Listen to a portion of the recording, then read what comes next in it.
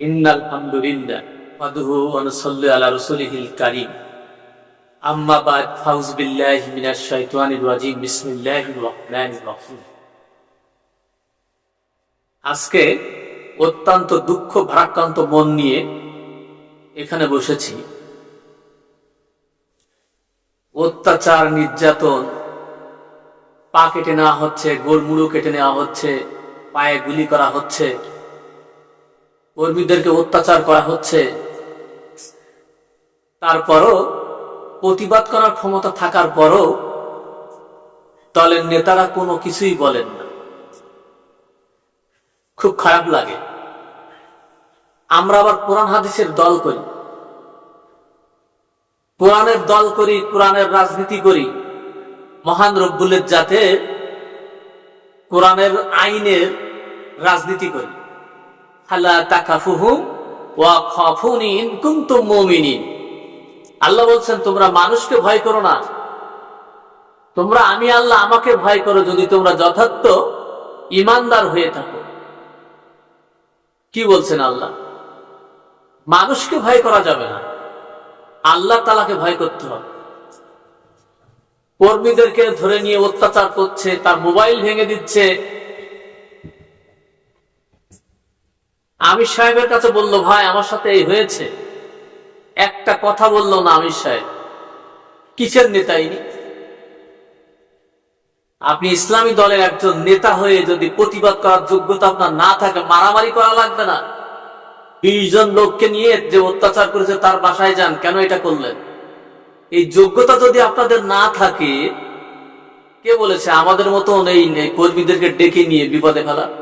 কে বলেছে আপনাদেরকে? আপনি রোকন হয়েছেন, নেতা হয়েছেন, কর্মীদের বিপদে যদি আপনি সামনে না আসতে পারেন, তা আপনার মতন নেতা দিয়ে কি আমরা হত্যা করে খাবো? কে বলেছে আপনাদেরকে নেতা হতে? কর্মীরা অত্যাচারিত হচ্ছে, নির্যাতিত হচ্ছে, আপনাদের কাছে বিচার দিচ্ছে, আর আপনারা বলেন সবর করেন, সবর করেন। আপনারা এই কথা বলছেন। রাসূল পাক সাল্লাল্লাহু আলাইহি ওয়াসাল্লামের আমলে অত্যাচার করত কাফের, বেঈমানরা, মুনাফিকরা, মুশরিকরা।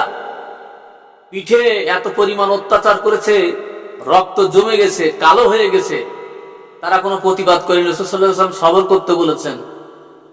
আপনার সেই আমল আবার এখনকার আমল নিয়ে আসছেন। আপনার 255 কেন 300 সিট পাওয়ার পরেও আপনার ক্ষমতা পাবেন না, কারণ আপনাদের পেশি শক্তি অনেক দুর্বল, ইমান অনেক দুর্বল, ইমানি শক্তি অনেক দুর্বল। আপনারা আমাদেরকে বলেন আমরা নাকি কোরআন জানি না। আপনি স্টেজে উঠে হাউ মাউ করে কিছু কথা বললে বড় বক্তা হয়ে গেলেন, 30,000 টাকা 20,000 টাকা নিয়ে আপনি মাহফিল করলেন, আর মনে করেন আর কেউ কোরআন হাদিস জানে না, শুধু আপনারাই জানেন। বিষয়টা কিন্তু এরকম না।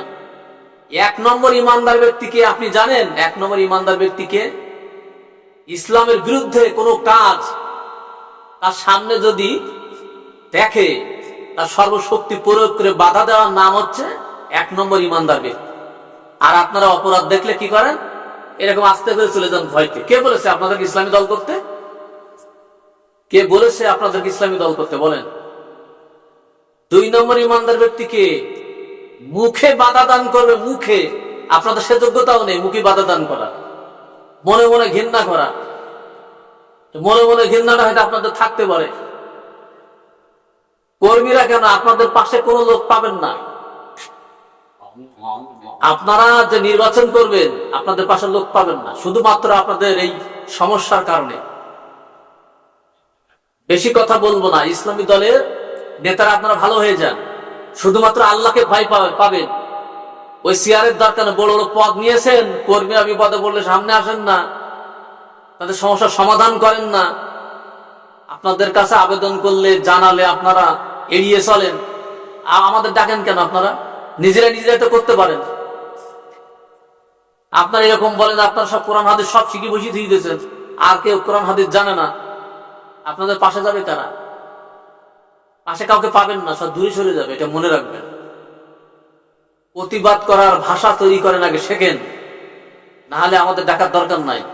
আপনারা আমাদেরকে না ডাকলে আমরা খুশি হব। দর্শক আপনারা বুঝতে পারছেন আমি কাদের বিষয়ে কথা বলছি। তাহলে সবাই ভালো থাকেন, আবার দেখা হবে ইনশাআল্লাহ নতুন ভিডিওয়। আসসালামু আলাইকুম ওয়া রাহমাতুল্লাহি ওয়া বারাকাতুহু।